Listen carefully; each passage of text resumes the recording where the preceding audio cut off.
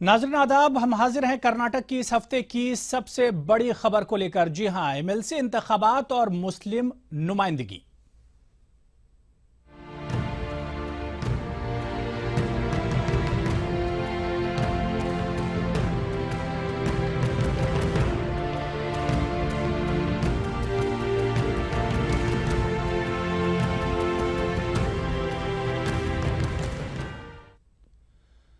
जी हां नाजरीन, कर्नाटक के सियासी हलकों में इन दिनों एमएलसी इलेक्शन की गहमा गहमी है। लोकल बॉडीज हलकों की 25 सीटों के लिए 27 दिसंबर को पोलिंग होनी है। इन इंतखाबात को सिद्धरमैया के लिए एक और बड़ा इम्तिहान समझा जा रहा है। काउंसिल में कांग्रेस अकलियत में है। इस बार के इंतखाबात जीतकर अक्सरियत में आने का कांग्रेस के पास बेहतरीन मौका है। वहीं दूसरी जानिब बीजेपी खामोशी से तैयारियों में लगी हुई है, जबकि जेडीएस अभी भी मुखमसे का शिकार है। देखिए यह खास रिपोर्ट। इसके बाद आपको बताएंगे कि सियासी जमातों ने किस तरह इंतखाबात में मुस्लिम नुमाइंदों को नजरअंदाज किया, लेकिन उससे पहले यह खास रिपोर्ट आपको हम दिखाई देते हैं।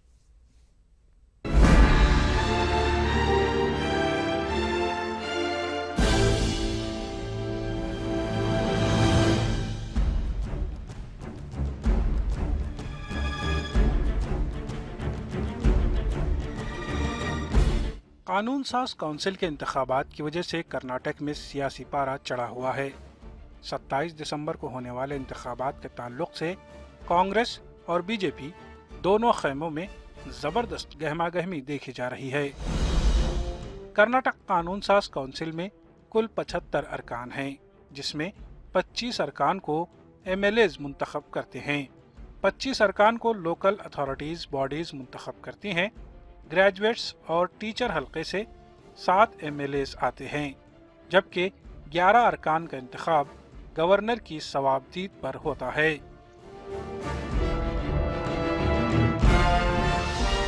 हर एमएलसी की मियाद 6 बरस होती है और हर 2 साल में 1/3 अरकान की मियाद खत्म होती है। इस बार लोकल बॉडीज से मुंतखब होने वाले 25 अरकान की मियाद 5 जनवरी को खत्म हो रही है। रियासत भर में 6516 लोकल बॉडीज 25 एमएलसीज को मुंतखब करती हैं। इन लोकल बॉडीज में कुल वोटर्स की तादाद 1,08,000 है। खत्म हो रही मियाद में कांग्रेस के सबसे ज्यादा 12 अरकान हैं, जबकि बीजेपी के 7 अरकान और जेडीएस के 5 अरकान की मियाद खत्म हो रही है। कानून साज काउंसिल में फिलहाल कांग्रेस अकलियत में है। काउंसिल में कांग्रेस के 28, बीजेपी के 31, जेडीएस के 12 और 4 आज़ाद अरकान हैं। 2013 में बरसर इक़्तिदार आने के बावजूद कांग्रेस की काउंसिल में अक्सरियत नहीं है, जिसकी वजह से गुज़िश्ता 2.5 वर्षों में कई अहम बिलों की मंजूरी के लिए सिद्धरमैया हुकूमत को काउंसिल में पशेमानी का सामना करना पड़ चुका है। इस बार कांग्रेस की ये पूरी कोशिश होगी कि कम से कम 18 सीटों पर कामयाबी हासिल करे। 25 सीटों में से कांग्रेस ने 21 सीटों पर अपने उम्मीदवार उतारने का ऐलान किया है। इसमें 17 सीटों पर अपने उम्मीदवारों के नामों का ऐलान भी कर दिया है। 4 सीटों पर उम्मीदवारों के नामों का ऐलान होना बाकी है। जराये का कहना है कि कांग्रेस सिर्फ उन्हीं सीटों पर मुकाबला कर रही है जहां जीतने के इम्कानात ज्यादा हैं। बीबीएमपी इंतखाबात के बाद सिद्धरमैया के लिए ये इंतखाबात चैलेंज बने हुए हैं। लेकिन हाल ही में जो ग्राम पंचायत के इलेक्शंस हुए हैं और जो बल्दियात के इलेक्शंस हुए हैं बल्दीदारों के, उनमें कांग्रेस की अच्छी कामयाबी और अच्छे मुजाहरे ने कांग्रेस के हौसले बुलंद किए हैं और कांग्रेस बजातौर पर ये समझती है कि वो कानून साज काउंसिल में भी अच्छी खासी नशिस्तों पर कामयाबी हासिल करेगी। दूसरी जानिब इस पूरे इंतखाबी माहौल में जेडीएस पशोपेश का शिकार नजर आती है। 25 अरकान में से इसके 5 अरकान की मियाद खत्म हो रही है।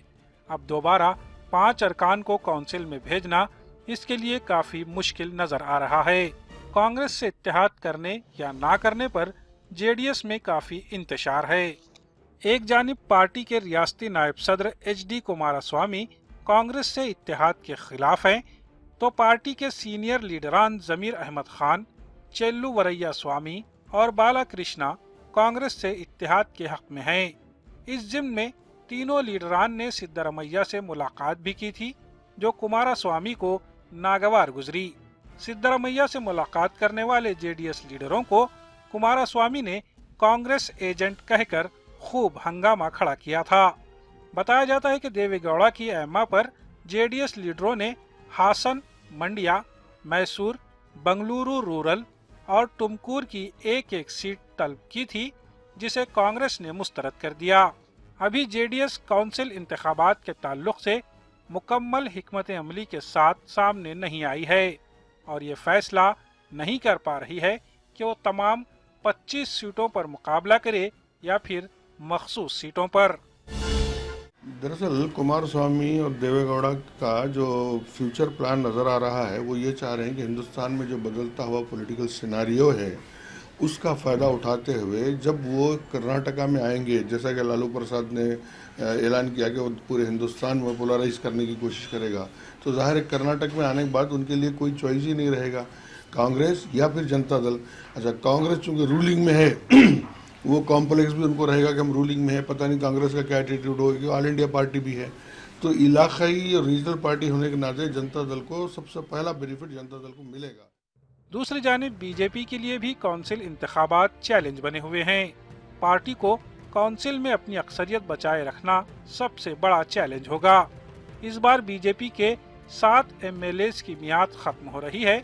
ऐसे में बीजेपी की कोशिश है कि इस बार कम से कम 10 सीटें लाकर 34 सीटों के साथ अपनी इजारादारी बरकरार रखे। इस जिम्न में बीजेपी फूंक फूंक कर कदम रख रही है। बीजेपी भी 25 में से सिर्फ 20 सीटों पर मुकाबला कर सकती है।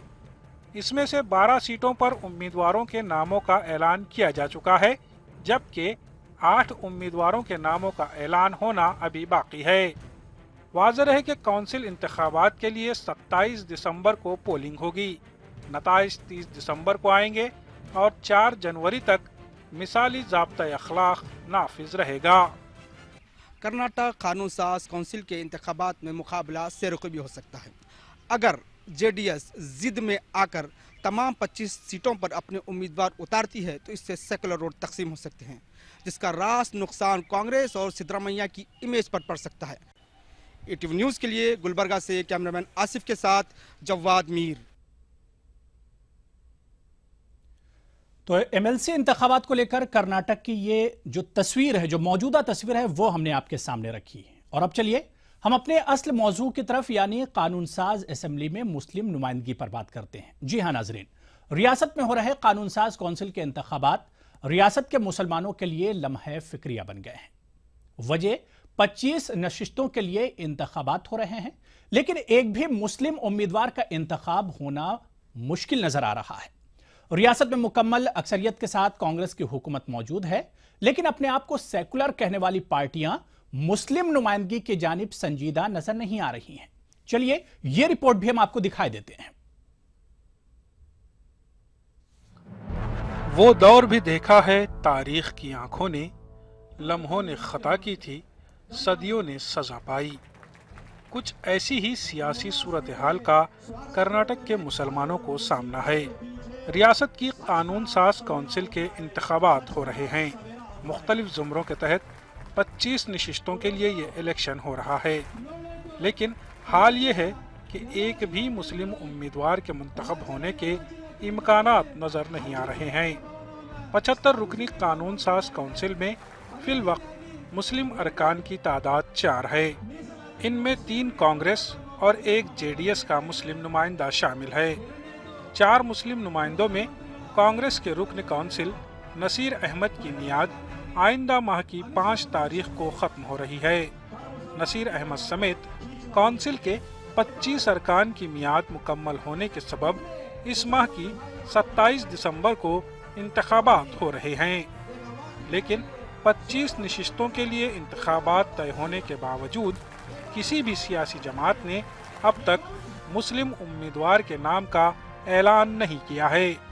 मिल्ली काउंसिल के सेक्रेटरी सुलेमान खान कहते हैं कि इस सूरत हाल के लिए सियासी पार्टियों के साथ खुद मुसलमान भी बड़ी हद तक जिम्मेदार हैं। यानी जो सेकुलर पार्टियां हैं उनकी तरफ से भी कुछ कोताहियां होती हैं कि ऐसे अफराद मिल्लत की जो है जो नुमाइंदगी करने वाले हों उनको मौका नहीं दिया जाता है।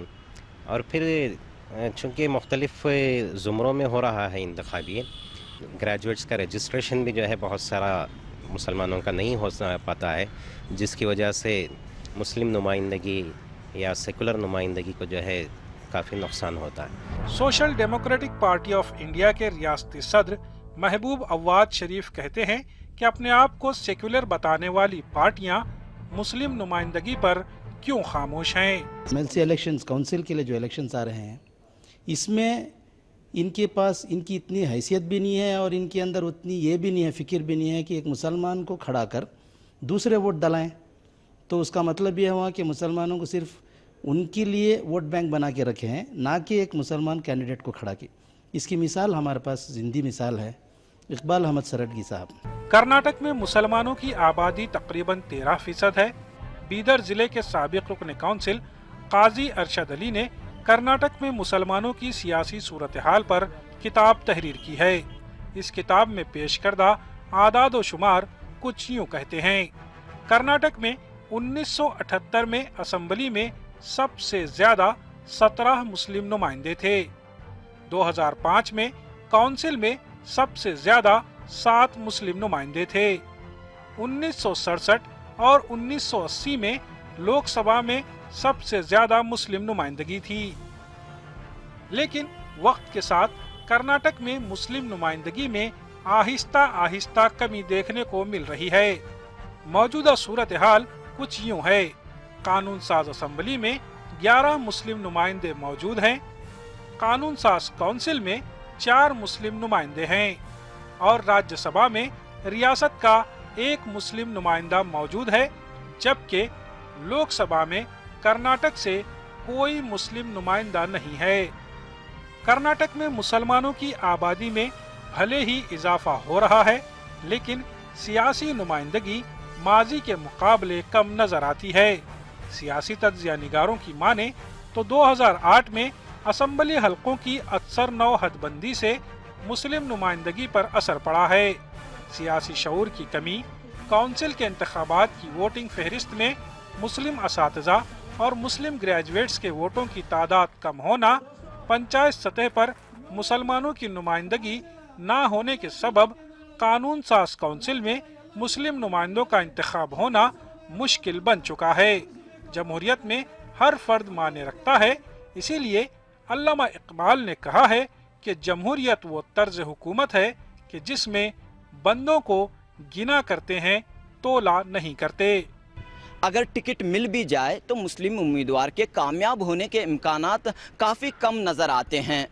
इस लिहाज से कहा जा सकता है कि रियासत कर्नाटक में मुसलमान सियासी तौर पर पीछे, पसमानदा, बेअसर और बेवज़न नज़र आते हैं।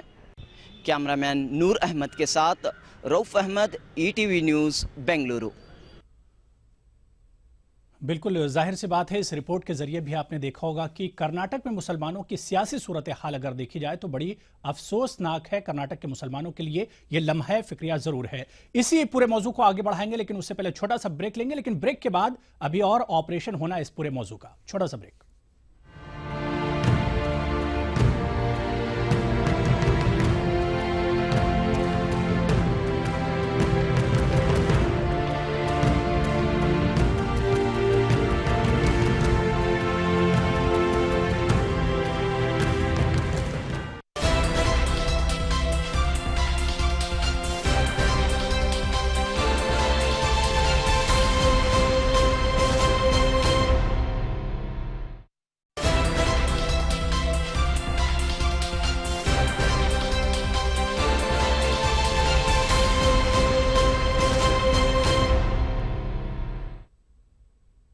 तो आज हम कर्नाटक के हफ्ते की बड़ी खबर की बात कर रहे हैं और आज कर्नाटक से जुड़ी हफ्ते की बड़ी खबर यही है कि कर्नाटक एमएलसी इंतखाबात और मुस्लिम नुमाइंदगी, जी हां, हम मनफी नुमाइंदगी की बात कर रहे हैं, मुस्बत नहीं, क्योंकि कर्नाटक में 27 दिसंबर को एमएलसी के इंतखाबात होने वाले हैं, लेकिन किसी भी पार्टी ने यह जहमत गवारा नहीं की कि एक भी मुस्लिम उम्मीदवार को अपना चेहरा बनाती।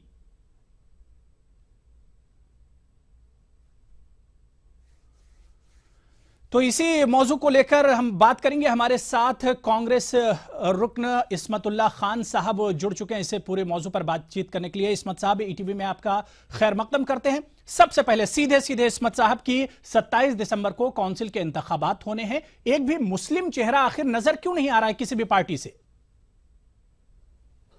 ये बहुत परेशानी की बात है। हालांकि जी, कर्नाटक में मुस्लिम पॉपुलेशन नियरली 15-16% है। बिल्कुल। इसके बावजूद भी अभी जो इंतखाबात हो रहे हैं, जी, 25-20 इंतखाबात होने जा रहे हैं अभी काउंसिल के, जी, इसमें एटलीस्ट हिसाब से 2 मुस्लिम्स को देना चाहिए था। किसको लेकिन किसको देना चाहिए था? हमारी ये है कि ये जी, इसमें साहब किसको देना चाहिए था? पॉपुलेशन वाइज कम अभी जो लाइन में है, फॉर एग्जांपल अभी नसीर अहमद साहब हैं और दूसरे लोग भी हैं, एक मिनिमम 2 सीट देना चाहिए था। नहीं, कौन देता? इस्मत साहब कौन देता? किस पार्टी की आप बात कर रही है, बताइए पहले, कौन देगा? नहीं, चाहे कोई, हालांकि मैं कांग्रेस में हूं, लेकिन कोई भी पार्टी हो जो डेमोक्रेटिक वे में सेटअप है, कानून इसके हिसाब से, डेमोक्रेसी के हिसाब से देना चाहिए था। चाहे बीजेपी का तो हम नहीं बोल सकते, कांग्रेस को आप बोल सकते हैं, क्योंकि कांग्रेस से आप आते हैं, कांग्रेस को आप बोल सकते हैं। आखिर कांग्रेस ने क्यों नहीं दिया? इस्मत साहब, वही एक बदकिस्मती है कि एक ही कहना है कि मुस्लिम जीत नहीं पाएंगे, ये इनका एक बहाना है। देकर देखेंगे तो मालूम पड़ेगा। जीतने के पहले या सीट देने के पहले ही ये कहते हैं कि मुसलमान नहीं जीतेंगे। बिल्कुल ये नहीं, ये गलत है। ये तो बिल्कुल एक लम्हा फिक्रिया है, बल्कि अगर यूं कहा जाए कि ये तो एक मजाहिया वो हो गया। भाई 78 में मुसलमान जीत सकते थे, 7 काउंसिल के रुकन थे, अब 2015 में मुसलमान नहीं जीत सकते। ये तो बिल्कुल एक मजाक है मुसलमानों के साथ। बिल्कुल सही है, ये मजाक ही कर रहे हैं, क्योंकि अगर सीट देकर आजमाया जाना चाहिए और देखना चाहिए और उसके साथ सपोर्ट भी देना चाहिए। सिर्फ सीट दे के रहने से जीत नहीं पाते, क्योंकि पार्टी का ऐसा होता है, चारों तरफ से सपोर्ट होना चाहिए पार्टी के उम्मीदवार को जीतने के लिए। अगर वैसा किया जाए तो डेफिनेटली हो सकता है। अभी थोड़े दिन के पहले एक मुसलमान को सीट भी दी गई थी और पार्टी के डायरेक्शंस के बावजूद भी उसको हराया गया था। अगर ये अंदरूनी सियासत भी ऐसी होती है तो गलत होता है। यानी इस्मतुल्लाह साहब, आपका मानना है कि कांग्रेस ने अगर उम्मीदवार नहीं बनाया तो कांग्रेस की बहुत बड़ी गलती है, ये गलती आप एक्सेप्ट करते हैं? डेफिनेटली अभी पार्टी के सेकुलर प्रिंसिपल्स के तहत ऑल इंडिया लेवल में जो पार्टी हमारी सेकुलर पार्टी के नाम से मशहूर है, ये जरूरी है कि एक मुसलमान, एक या 2 मुसलमान को कानून साज काउंसिल में नुमाइंदगी अभी जो इंतखाबात हो रहे हैं उसमें देना लाजमी और बहुत बिल्कुल जाहिर सी बात है इस्मतुल्लाह साहब कि आप मुसलमानों के नाम पर, आप सेकुलर होने के नाम पर टीपू सुल्तान का जलसा करा देंगे, लेकिन जब मुसलमान को नुमाइंदगी देने की बात होगी तो आप पीछे हट जाएंगे। ये कौन सा सेकुलरिज्म है? कहां के सेकुलर हैं आप भाई? नहीं, इसीलिए हमारे सियासी कायदीन भी मिलकर तमाम इकट्ठा होकर नारा बुलंद करना चाहिए और अपना हक मानने के लिए, हक छीनने की तो बात नहीं है, हक डिमांड करना चाहिए। इसलिए हम इकट्ठा होकर तमाम इसका मशवरा करना चाहिए और बड़े से बड़े पार्टी लीडरों से मिलकर इस मामले का हल करना जरूरी है। बिल्कुल सवाल ये उठता है कि दूसरे लीडरशिप की आप बात कर रहे हैं। कर्नाटक में टोटल 75 सीट्स है कानून साज काउंसिल में। और मुसलमान सिर्फ 4 हैं। मुसलमान 4 हैं, 3 कांग्रेस के, 1 जेडीएस के। बिल्कुल। तो आपको नहीं लगता कि मेरा भी एक तजुर्बा है, बताइए। मैं भी ग्रेजुएट कॉन्स्टिट्यूएंसी से 2013 में कांग्रेस की सीट के लिए बहुत कोशिश किया। बिल्कुल।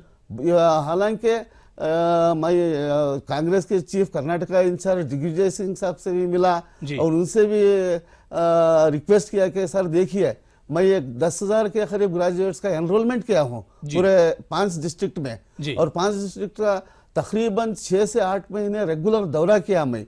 इसके बावजूद भी कांग्रेस मुझको यानी इस्मत साहब, अब आप इल्जाम रख रहे हैं अपनी मरकजी जो लीडरशिप है, जो दिल्ली में जो आपके लीडरान बैठे उन पर आप इल्जाम लगा रहे हैं कि इसके लिए कहीं ना कहीं मरकजी लीडरशिप जिम्मेदार है। नहीं, ऐसी बात नहीं होती है। नहीं, लोकल जो लीडर्स होते हैं उनकी हिमायत और उनकी हेल्प बहुत जरूरी होती है। लोकल लीडरों में तो आप भी मौजूद हैं, आप भी लोकल ही लीडर हैं ना भाई। आप कर्नाटक से आते हैं, बेंगलुरु से आते हैं, आप लोग क्या कर रहे हैं? चलिए अच्छा आप बताइए आप क्या कर रहे हैं, इसके लिए आप किस तरह के कदम उठाएंगे? नहीं,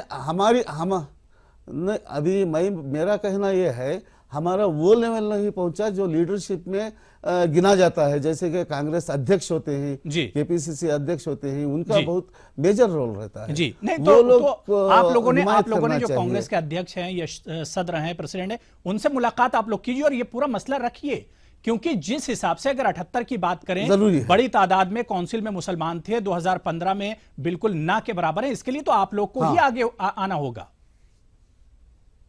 बिल्कुल सही। मुसलमान कायदीन जो भी है, सियासी कायदीन एक बनकर आगे चलकर ये मसला लेकर लीडर्स के सामने पेश करना चाहिए और अपने हक के लिए लड़ना चाहिए। यही एक हमारे में कोताही है, जो हमारे हक के लिए हम नहीं लड़ते, हम पीछे रह जाते हैं। इसी की वजह से हमारी सियासी कायदीन की पूरी कमी होती जा रही है। और देखिए, अभी ग्रेजुएट्स का एनरोलमेंट जो होता है, अगर हमारे माइनॉरिटीज के ही ग्रेजुएट्स को हम एनरोल करके बराबर उनको इंफॉर्मेशन दिया जाए तो मुसलमान जीतने का कुछ मुश्किल ही नहीं है। टीचर कॉन्स्टिट्यूएंसी हो या ग्रेजुएट कॉन्स्टिट्यूएंसी, ये दो बहुत आसान कॉन्स्टिट्यूएंसीज हैं जिसमें मुसलमान नौजवान बिल्कुल इस्मत साहब, हम उम्मीद करते हैं कि आप लोग इस तरह का जो लम्हा फिक्रिया कर्नाटक में मुसलमानों की नुमाइंदगी को लेकर, सियासी नुमाइंदगी को लेकर बना हुआ है, आप लोग इसके लिए तैयार होंगे, इसके लिए खड़े होंगे और आपकी जो लीडरशिप है उससे आप बातचीत करेंगे। बहुत बहुत शुक्रिया इस्मतुल्लाह खान साहब ईटीवी से जुड़ने के लिए, इस पूरे मुद्दे पर बातचीत करने के लिए। तो कर्नाटक में मुसलमानों की लीडरशिप को लेकर एक लम्हा फिक्र जरूर है, लेकिन अगर खुद मुसलमान इस पूरे इशू को लेकर बेदार हो जाए तो यह मसला इतना बड़ा भी नहीं है। तो नाज़रीन, आप देख रहे थे कर्नाटक की आज की बड़ी खबर। इस बड़ी खबर में फिलहाल इतना ही, लेकिन चलते चलते आपको छोड़ जाते हैं महाराष्ट्र से जुड़ी हुई आज की अहम खबरों के साथ। कोल्हापुर के गवर्नमेंट मेडिकल कॉलेज में रैगिंग का मामला सामने आया है। कल शाम पेश आए इस वाकये में एमबीबीएस के सीनियर तलबा ने जूनियर तलबा की शराब पीकर पिटाई की। मारपीट में 4 तलबा जख्मी हुए, जिनमें से एक की हालत नाजुक बताई जा रही है। इंतजामिया ने मामले में जांच का यकीन दिलाया है। अकोला किसानों की किडनी स्मगलिंग मामले के मास्टरमाइंड का ताल्लुक सांगली शहर से है। पुलिस ने इस मामले में अहम दस्तावेजात हासिल करने का दावा किया है। पुलिस के मुताबिक मुतासरीन की तादाद में इजाफा हो सकता है। औरंगाबाद शहर के मुस्लिम अक्सरियती इलाके हिलाल कॉलोनी और अतराफ में पानी की पाइपलाइन का इफ्तिताह अमल में आया। इस मौके पर एमआईएम सरबराह असदुद्दीन ओवैसी, रुकन असेंबली इम्तियाज जलील और एमआईएम लीडर गफ्फार कादरी के अलावा हजारों अफराद मौजूद थे। मुंबई में पासबानी अदब की जानिब से रंगारंग महफिल मौसीकी का इनेकाद अमल में आया। इस मौके पर दुनिया गजल में 50 साल का अरसा मुकम्मल करने वाले मोहम्मद हुसैन बरादरान की खिदमत का एतराफ भी किया गया। महाराष्ट्र के अकोला में SIO के ज़रिए एहतमाम तलबा के लिए करियर गाइडेंस तकरीब का इनेकाद किया गया। इस तकरीब में नई नस्ल की तालीमी मैदान में मुस्तकबिल संवारने के लिए रहनुमाई की गई। प्रोग्राम में अकोला के एजुकेशन अफसर ने बतौर मेहमान खुसूसी शिरकत की। हिंगोली में all India Muslim personal law board की जानिब से दीन व दस्तूर बचाओ तहरीक के तहत मुनक़दा इजलास इख्तिताम पज़ीर हुआ। इजलास में बोर्ड के जिम्मेदारान के अलावा मुख्तलिफ मजहबी रहनुमाओं ने शिरकत की और मुल्क के मौजूदा हालात से निमटने के लिए एक मुस्बत लाहेअमल पेश किया। औरंगाबाद के दौरे पर आए एमआईएम सरबराह असदुद्दीन ओवैसी ने आरएसएस और बीजेपी को निशाना बनाया। ओवैसी ने कहा कि आरएसएस और बीजेपी आवाम की उम्मीदों को पूरा करने में नाकाम रहे हैं, इसलिए राम मंदिर के नाम पर आवाम को बरगलाने की कोशिश की जा रही है।